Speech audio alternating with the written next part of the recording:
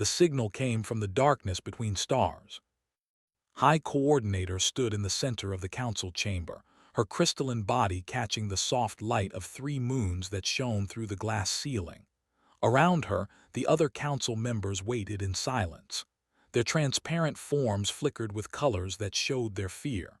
Blue for worry, purple for confusion, and deep red for the terror that none of them wanted to name. "Play it again," commanded. The communication officer touched the console with his thin fingers. The message filled the chamber once more. It was not words. It was not music. It was a pattern of sounds that repeated over and over. A call for help from somewhere beyond their system. "We have searched our records," said Elder, his voice like wind through crystal caves. "This signal matches no known species. It comes from the outer reaches of the galaxy, from the forbidden zones." Felt her body grow cold. The forbidden zones. Every child on their world knew the stories. Beyond the safe stars, beyond the gentle planets where civilized species lived, there were other places. Worlds of fire and poison. Worlds where gravity crushed everything flat. Worlds where the very air could kill. Death worlds, they called them. And the creatures that survived such places were called. "Surely no one lives there," said a young council member. "Those are just old stories to frighten children." "The stories are true," replied.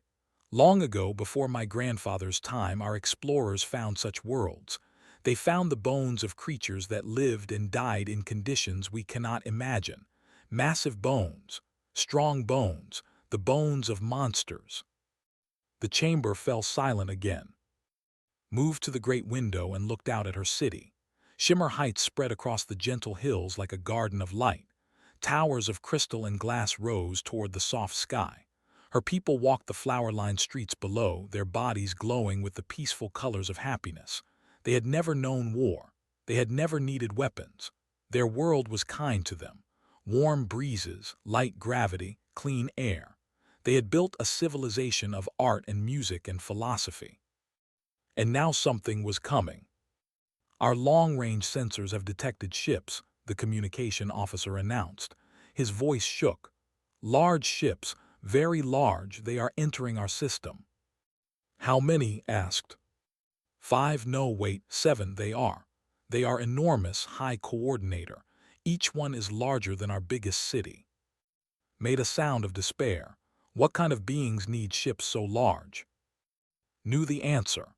Beings from heavy worlds. Beings who needed thick walls to protect them from radiation. Beings who carried their own atmosphere because the gentle air of civilized worlds was too thin for their massive lungs. "Yes." "Send the first contact greeting," ordered. "Perhaps they are peaceful, perhaps they have come to trade." The communication officer sent the message. Every civilized species knew the greeting. It was a simple pattern of mathematics, a universal language that showed intelligence and peaceful intentions. There was no response. "Send it again," said. Again, silence from the approaching ships. The hours passed slowly. The council members remained in the chamber, watching the screens as the massive vessels grew closer. Did not eat. She did not rest. She stood at the window and watched the stars, waiting for her world to change forever. "They have entered orbit," the communication officer finally announced. They are directly above Shimmer Heights." Looked up through the glass ceiling. She could see nothing but the moons and the familiar stars, but she knew they were there, watching, waiting. "What do they want?" someone whispered. The communication console suddenly came alive with light. A message was coming through. The entire council held their breath as the officer adjusted the controls. A voice filled the chamber. It was deep and strange, speaking in a language the translation system struggled to understand. But slowly, the words became clear. "This is Ambassador of the human vessel Horizon's Edge. We received your distress signal. We have traveled 3 systems to answer your call. We come in peace. We heard your cry for help, and we have come to offer aid." The council members looked at each other in confusion. "We sent no distress signal," said. This must be a mistake. But remembered, 6 moon cycles ago, when they had first attacked their outer colonies, they had sent a desperate call into the void. They had begged for help from anyone who might hear. No one had answered. They had assumed the message had been lost in the emptiness of space. Someone had heard. Respond, ordered. Tell them we are grateful for their concern. Ask them what they are. The officer sent the message. The response came quickly. We are humans from a world called Earth. We understand you may not know our kind. We ask permission to send a small group to meet with your leaders. We mean you no harm. We only wish to help. Felt the fear in the chamber. Every council member was thinking the same thing. Humans from Earth. These words meant nothing to them. But the size of those ships, the power they must contain, spoke of beings far different from the peaceful. What choice do we have? Said quietly. If they wanted to destroy us, they could do so without asking permission. The fact that they ask shows something, perhaps honor, perhaps kindness. We must take the risk. She turned to the communication officer. Tell them they may come. Tell them we will receive them in the council chamber. The message was sent. Now they would wait once more. But this time, they waited to meet the monsters from the death world. The creatures forged in fire and poison and crushing gravity. The beings that had crossed 3 systems because they had heard someone crying for help. Did not know if she should feel hope or terror. Perhaps she thought she would feel both. The council prepared the chamber for visitors. They did not know what to expect. They did not know if their world would survive the night, but they knew that everything was about to change. They had come, and nothing would ever be the same. The shuttle descended through the soft clouds like a falling stone. Watched from the council chamber as the small vessel approached the landing platform. It was made of dark metal, heavy and solid, nothing like the elegant glass ships her people built. Even the shuttle looked dangerous. They are requesting atmospheric data, the communication officer reported. They wish to know if they can breathe our air. Tell them our air is clean and safe, replied. They say our air may be too thin for them, but they will try. The shuttle landed with a heavy thud that shook the platform. For a long moment, nothing happened. Then a door opened in the side of the vessel and saw them for the first time. They were enormous. The first one to exit was a female, according to the translator. She stood nearly twice the height of an average. Her body was covered in thick fabric and metal plates. A clear helmet surrounded her head and could see her face through the glass. 2 eyes, a nose, a mouth, almost normal, almost civilized. But everything was too large, too solid, too real. Behind her came a male, equally massive. He carried equipment and moved with careful steps, as if afraid of breaking something. High Coordinator, the female's voice came through the translator. I am Ambassador, this is Science Officer, thank you for receiving us. Stepped forward, though every part of her wanted to flee. Welcome to our world. I am High Coordinator of the Collective. Nodded, a gesture that the translator explained meant respect. Then she did something unexpected. She reached up and removed her helmet. The council members gasped. Several stepped backward in fear. Breathed deeply. Her face showed discomfort and she swayed slightly. The air is thin, she said, but I can manage. I wanted you to see my face, to know that I hide nothing from you. Removed his helmet as well. His face was broader, his eyes darker, but he smiled in a way that seemed meant to be friendly. We understand this must be frightening for you, he said. We know how we must appear. Our world is different from yours.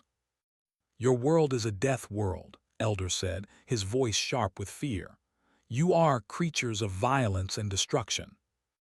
Did not seem offended. Your words are not wrong, she admitted. Earth is a harsh world, our gravity is strong, our weather is violent, our history is filled with conflict, but we have also learned other things. Compassion, cooperation, the desire to protect those who cannot protect themselves. Studied the human's face. There was something in her eyes that did not match the stories of monsters, something soft, something sad. "You said you received our distress signal," said. "That was many moon cycles ago. We had given up hope." "The signal traveled far," explained. "By the time we received it, much time had passed. We came as quickly as we could.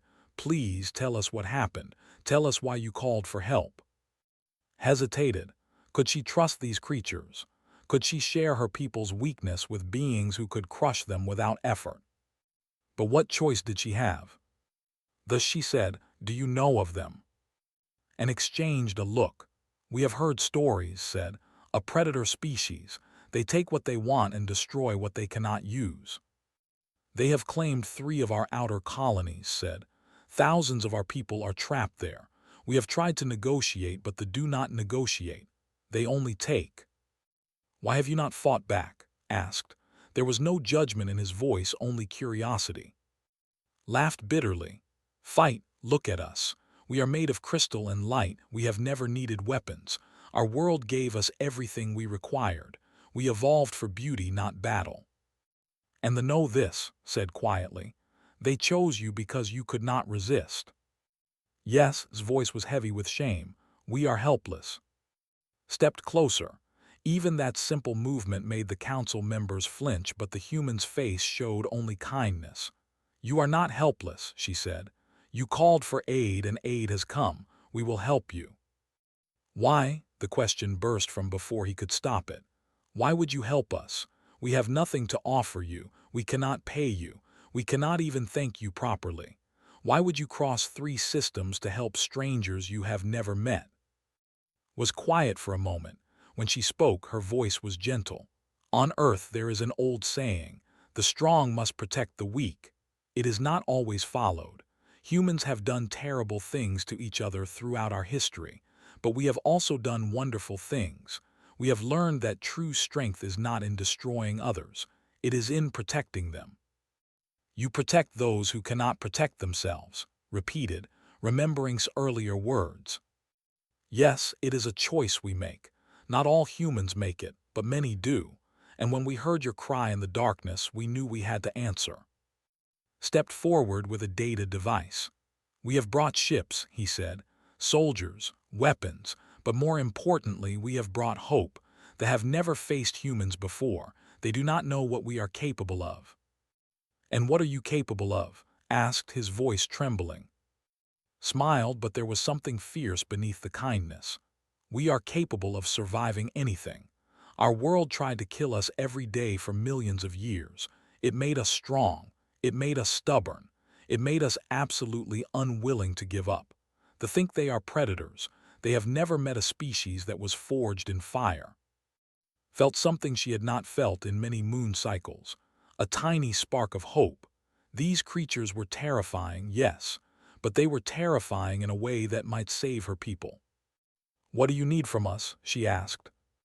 "Information," replied. "Everything you know about their numbers, their weapons, their behavior, and permission to operate in your space. We will not act without your consent." "You have it," said quickly. "You have whatever you need." Nodded and reached out her hand, stared at the massive fingers, unsure what to do, then explained. "On Earth, we shake hands to seal an agreement. It is a gesture of trust." Slowly, carefully, extended her thin crystalline hand. His grip was gentle, so gentle that almost could not feel it. But she could see the muscles in the human's arm, the power that was being held back with such careful control. "We will protect you," promised. "This is our oath." Looked into his eyes and saw truth there. She saw strength held by kindness, power guided by compassion. These humans were monsters, yes, but they were monsters who had chosen to be guardians. For the first time since they had come, allowed herself to believe that her people might survive. They had come not to destroy. They had come to save. The human military vessel Iron will arrived 3 days after the first meeting. Stood on the observation deck and watched the massive ship take position above the colony world of Pale Dawn. She was young for a scientist, her crystalline body still bright with the colors of youth. The council had chosen her to serve as liaison to the humans. She was not sure if this was an honor or a punishment. "Impressive, is it not?" said a deep voice behind her. Turned and found herself face to face with Commander. He was shorter than N, but somehow more frightening. Scars marked his face, and his eyes held the weight of many battles. Yet when he smiled at her, there was warmth there. "It is very large," managed to say. "The Iron Will has served humanity for 30 years, said proudly. "She has protected colonies, fought pirates, and carried refugees to safety. She is old, but she is strong, like me." He laughed at his own joke. Did not understand humor yet. "Commander, may I observe your soldiers' training? I wish to learn more about human capabilities." Smile faded slightly. "You may, but I warn you, what you see may frighten you. We do not train gently." He led her to the training deck, a vast space filled with equipment she did not recognize. Human soldiers moved through the area, running, lifting, fighting. The sounds of impact and heavy breathing filled the air. Watched in horror as two soldiers struck each other with padded weapons. The blows would have shattered a body, but the humans only grunted and continued fighting. "Why do they hurt each other?" she asked. "They are practicing," explained. "Learning to fight without killing. In real battle there are no soft blows. We must be ready for pain." A female soldier approached them. She was breathing hard and blood ran from a cut on her forehead, but she was smiling. "Commander," she said with a quick gesture of respect. "Good session today. Private almost got me with that hook." Sergeant said, "This is our liaison. She wishes to understand humans better." Looked down at with curious eyes. "Hello, little one. What would you like to know?" "You are bleeding," said, pointing at the wound. Touched her forehead and looked at the red liquid on her fingers. "Oh, it is nothing. Head wounds bleed a lot, but they heal quickly. I have had much worse." "Does it not hurt?" "Of course it hurts," shrugged. "Pain tells us we are alive. It tells us we are pushing our limits. We do not fear pain, we respect it." Did not understand. Her people avoided pain completely. Their bodies were fragile, and even small injuries could be dangerous. The idea of welcoming pain was beyond her comprehension. "Come," said, "let me show you something else." He led her to a different area where soldiers were running on machines. They ran and ran, their bodies covered in sweat, their faces twisted with effort. Some had been running for hours. "Why do they run when they are not being chased?" asked. "To build endurance," said. "Earth's gravity is strong. Our bodies are heavy. We must train constantly just to move normally. But this training also makes us powerful. A human who can run for hours on Earth can run for days on your world. Days without stopping. Without stopping, without sleeping, without eating if necessary. Humans can push through almost anything when we need to. Our bodies were built for survival." Thought about this. Her people could not run for more than a few minutes. Their light bodies tired quickly. The idea of running for days seemed impossible. "Your world must be very dangerous," she said. Sat down on a bench and gestured for her to join him. "Earth tried to kill us every day," he said. "Predators hunted us. Diseases struck us down. The weather froze us and burned us. The ground shook and swallowed our homes. For millions of years we fought just to exist. How did you survive?" "We adapted, we learned, we worked together, and most importantly, we refused to give up. Humans are stubborn. When the universe tells us to die, we say no." An alarm suddenly filled the air. Red lights flashed across the training deck. Soldiers stopped their exercises and grabbed weapons from storage lockers. "What is happening?" asked, fear coloring her body purple. "Was already moving. They have found pale dawn. Stay close to me." The next hours were chaos. Watched from the command center as human ships engaged the fleet. The enemy had brought 20 vessels, each one filled with hunters eager for prey. They had expected easy targets. They had expected terrified running for their lives. They had not expected humans. The iron will moved with surprising grace for such a large vessel. Its weapons fired in precise patterns, targeting engines and weapon systems.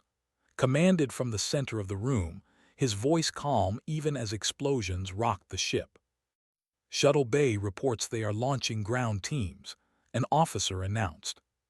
Sergeant is leading them, replied. She will protect the colony. On the surface of Pale Dawn, later learned, the battle was fierce.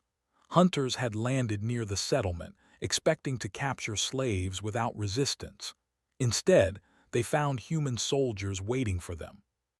And her team fought with terrible efficiency. They did not kill unless necessary, but they made the pay for every step forward. When a hunter broke through the lines and charged toward a group of children, threw herself in front of them. She took 3 wounds protecting those children. She did not stop fighting. They had never faced anything like this. They were predators used to prey that ran or surrendered. These humans did neither. They stood their ground. They protected the weak with their own bodies. They fought with a fury they could not understand. After 4 hours, they retreated.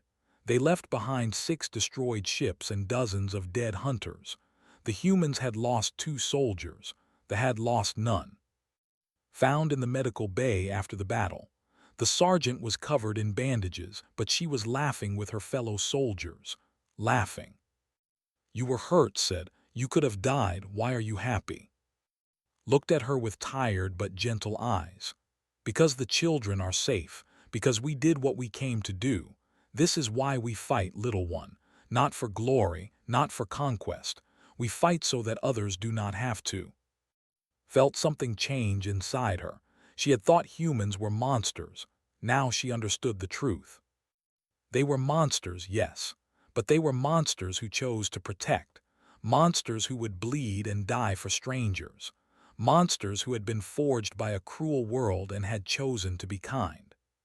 She watched enter the medical bay and place his hand on shoulder. Well done, Sergeant, he said simply. Just doing our job, Commander. Yes, thought, this was their job. This was their choice. They had descended from the stars and they had brought not destruction but hope. She finally understood why the universe should fear humans, and why it should also be grateful they existed. The Swarm Queen received the news in her throne chamber. She was massive, even by standards. Her body was covered in black armor plates that had grown harder with age. 6 eyes studied the messenger who knelt before her, trembling with fear. Repeat what you said, commanded. Her voice was like stones grinding together. The hunting party at Pale Dawn was defeated, my queen.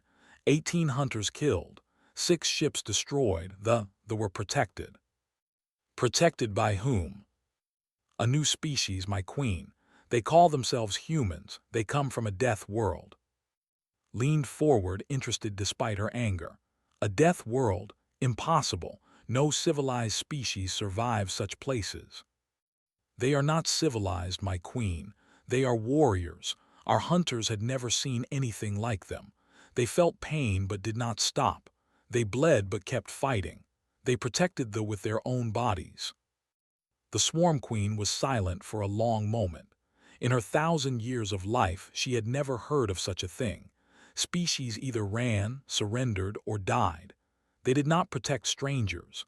They did not sacrifice themselves for others. Send the elite hunters, she finally said.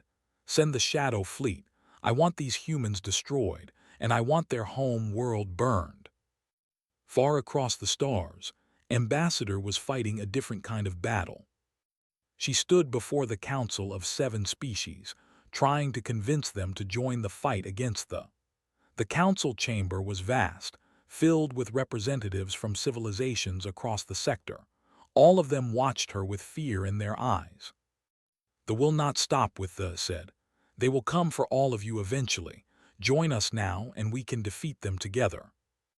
Join you, said the ambassador, a tall being with too many arms. You are more dangerous than they could ever be. How do we know you will not turn on us once the enemy is defeated? kept her face calm though frustration burned inside her. "You have heard the stories about humans. Yes, we are strong. Yes, we come from a harsh world, but strength is not the same as evil. We have chosen to use our strength for protection." "Words," said another ambassador, a floating sphere of gas. "Pretty words, but your history speaks otherwise. We have researched your kind. Wars, genocides, destruction of your own environment. Why should we trust you?" Stepped forward, he had prepared for this moment. "You speak of our history," he said. "You are correct. Humans have done terrible things. We do not deny this, but consider something else. We have also done wonderful things." He activated a display that showed images from Earth's history. "We have fought against injustice within our own kind. We have sacrificed ourselves to save strangers. We have crossed oceans to help people we had never met. Yes, we are capable of great evil, but we are also capable of great good. The choice is ours to make." "And what choice have you made here?" they asked. "We chose to answer a call for help," said. "We chose to travel 3 systems to protect a species we had never met. We have bled for them. Our soldiers have died for them. Does that not prove our intentions?" The council murmured among themselves, but could see they were not convinced. Fear was a powerful thing. It was easier to believe that we're monsters than to accept that they might be saviors. A message suddenly appeared on personal display. Her face went pale as she read it. "Ambassadors," she said, her voice tight. "I have just received word. They have launched a full attack on our fleet. They have sent their elite forces. The battle is happening now." The council chamber fell silent. "Show us," they demanded. Connected the display to the fleet's communication system. The battle filled the chamber in 3 dimensions.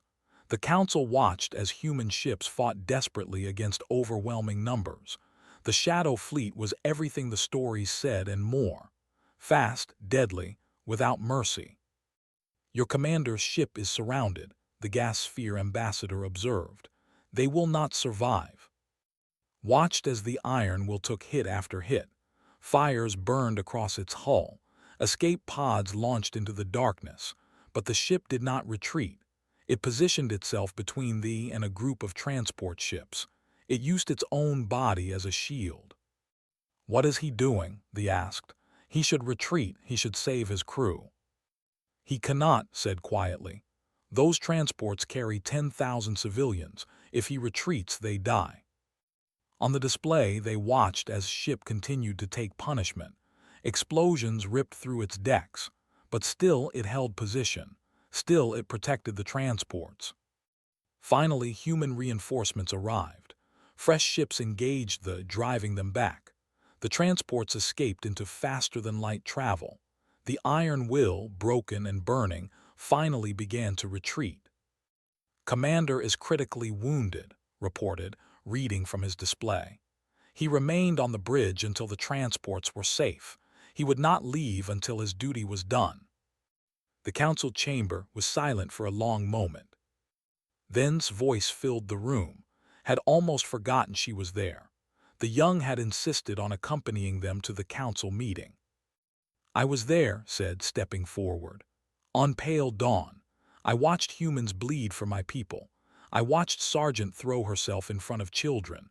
I watched Commander refuse to sleep for 3 days while he planned our defense." She looked at each ambassador in turn. "You fear the humans, I understand. I feared them too.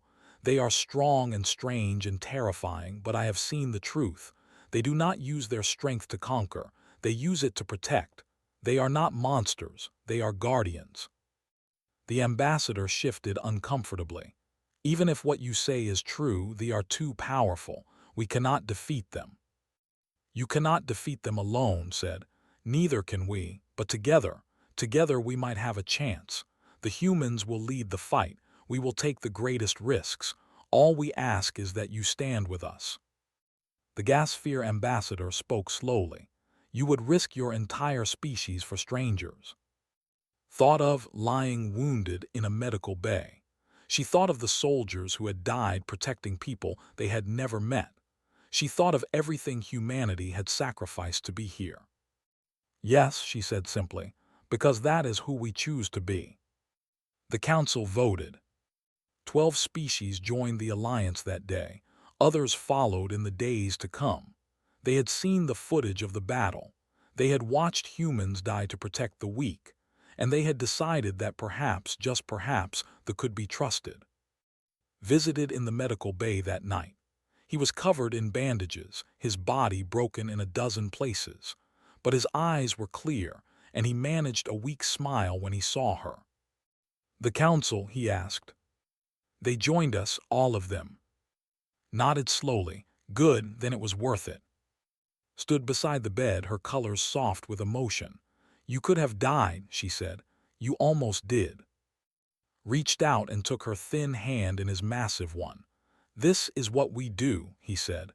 "We hold the line. We protect those who need protection. We stand between the darkness and the light." His eyes closed, and he drifted into healing sleep. "Looked at, now you understand," she said quietly. "Yes," replied, "now I understand." The war was far from over, but for the first time there was hope. They had shown the galaxy what they truly were. And the galaxy had chosen to believe. The final battle began at dawn. 12 species had gathered their fleets above Prime. Ships of crystal and metal and light filled the sky like stars brought to Earth. At the center of the formation, the human vessels held position.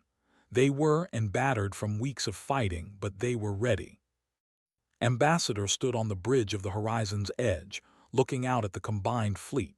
She had never seen anything like it. Species that had feared each other for generations now flew side by side, all because humans had shown them that courage could be shared. "They are coming," reported from his station. "Full strength, the Swarm Queen herself is leading them." Nodded, she had expected this. Would not accept defeat. She would throw everything she had at this final battle, determined to crush the alliance before it could grow stronger. "Signal all ships," commanded. "Tell them, today we fight not for territory, not for resources, not for pride. Today we fight for each other. Today we show the galaxy that the strong can protect the weak. Today we prove that we are better together than apart." The message spread across the fleet. From every ship, voices responded, and in human and a dozen other species, all speaking the same words. "Together we stand." They arrived like a wave of darkness. Hundreds of ships, each one filled with hunters hungry for blood. Swarm Queen commanded from her massive throne ship, watching with 6 cold eyes as her forces approached the enemy. "Destroy them all," she ordered. "Leave none alive." The battle joined. Space filled with fire and light as ships clashed. The Alliance forces fought with desperate courage, but there were many. For every enemy ship destroyed, 2 more took its place. Slowly, the Alliance line began to bend.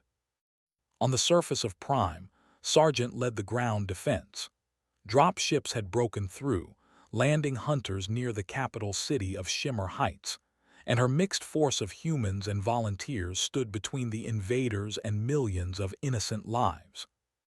"Hold the line," shouted, her voice carrying over the sounds of battle. "Not one step back." The fighters were terrified. They had never held weapons before this war. Their bodies were fragile, and they knew that one blow could shatter them forever. But they did not run. "Why do you stay?" asked a young soldier during a brief pause in the fighting. "Because you taught us," the soldier replied. "You showed us that courage is not the absence of fear. It is the choice to fight despite fear. Today we choose to fight." Felt tears in her eyes, though she would never admit it. These delicate, beautiful people had learned the lesson that humanity had taken millions of years to understand. They had found their strength. "Then let us show them what we can do together," she said. In space, the battle reached its critical moment. The Alliance flagship was damaged, its commander wounded. The line was about to break. Then Commander's voice filled every communication channel. He had refused to stay in the medical bay. Against all advice, he had returned to command the Iron Will, held together with emergency repairs and pure stubbornness. His ship pushed forward through the enemy formation, drawing fire away from the wounded Alliance vessels. "All ships follow me," commanded. "We end this now." The human fleet surged forward, creating an opening in the formation. Alliance ships poured through the gap, heading straight for Throne ship. Swarm Queen watched in fury as her carefully planned assault fell apart. These creatures were not behaving as prey should. They were fighting with a unity she had never seen. Species that should be enemies were protecting each other, sacrificing for each other, dying for each other. "Impossible," she hissed. "This is impossible." Her throne ship's shields fell under concentrated fire. Alliance boarding parties breached the hull, and leading them was Ambassador herself. They met in the throne chamber, surrounded by dead guards. Towered over the human woman, her claws raised for killing strikes. "Why?" demanded. "Why do you fight so hard for creatures who are not your own kind? Why do you die for strangers?" Looked up at the Swarm Queen without fear. She was tired, wounded, exhausted beyond measure, but her voice was steady. "Because someone has to," she said. "Because we can. Because that is who we chose to be. You see the galaxy as prey to be consumed. We see it as neighbors to be protected. That is the difference between us." "Foolishness," snarled. "Weakness. The strong survive by taking from the weak." "No," replied. "The strong survive by lifting up the weak, by building something greater than themselves, by choosing love over fear." She raised her weapon. "The war is over, your fleet is defeated, your hunters are scattered. You can die here alone and forgotten, or you can surrender and face justice. The choice is yours." For a long moment the Swarm Queen stood motionless. Her eyes burned with hatred, but she also saw the truth. Her forces were broken, her plans were destroyed, the Alliance had won. Slowly she lowered her claws. "I surrender," she said, the words like poison in her mouth. 3 months later, stood on the observation deck of a ship traveling toward Earth. She was part of the first delegation to visit the human. Behind her, through the observation window, the stars streamed past in trails of light. Ahead, somewhere in the darkness, waited the death world that had created guardians. High Coordinator stood beside her. The Elder had insisted on making this journey herself. "I must see it," she had said. "I must understand." "Are you afraid?" asked. Considered the question. "I was afraid when the humans first came. I was afraid through the entire war. But now, no, I am not afraid, I am grateful. Grateful that monsters came to save us." Smiled a soft glow of colors across her crystalline form. "Grateful that we learned the truth. Monsters are not made by harsh worlds or strong bodies. Monsters are made by choices, and the humans chose to be something else, something better." The ship dropped out of faster-than-light travel, and Earth appeared before them. It was beautiful. Blue oceans and green lands and swirling white clouds. From space, it looked peaceful, welcoming, but knew the truth now. She knew about the crushing gravity waiting below, the violent weather, the predators and diseases and disasters that had shaped humanity for millions of years. And she knew that all of that hardship had created the beings who had saved her people. "Look," whispered.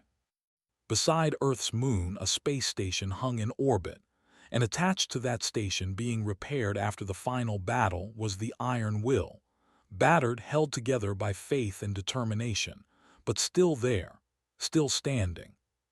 Just like the humans themselves. On the station, Commander waited to greet them. His wounds had healed, though he walked with a slight limp now. Beside him stood Sergeant, Ambassador, and Science Officer. Behind them, hundreds of humans and members of a dozen other species worked together, building something new. The Galactic Compact had been formed. Humans served as its founding protectors, but every species had a voice. Every species had a place. They had learned that they were stronger together than apart. "Welcome to Earth," said as the delegation approached. "Welcome to our home." looked around at the station, at the humans and aliens working side by side, at the blue planet hanging in the void. "Thank you," she said, "for everything." Smiled, "Thank you for giving us the chance to prove who we are." Later that day, found herself standing before a large window that looked down at Earth. She imagined children playing in fields below. Human children and children and children from a dozen worlds, all learning to live together. That was the future they were building. Not a future of fear and conquest, but a future of cooperation and hope. They had descended from the stars, and they had changed everything. Not by destroying, by protecting. Not by conquering, by caring. This was humanity's gift to the galaxy. Not weapons or technology or power, but the simple, revolutionary idea that strength should serve compassion. Placed her thin hand against the window and looked at the death world below. "Thank you," she whispered. And somewhere she knew the humans heard her.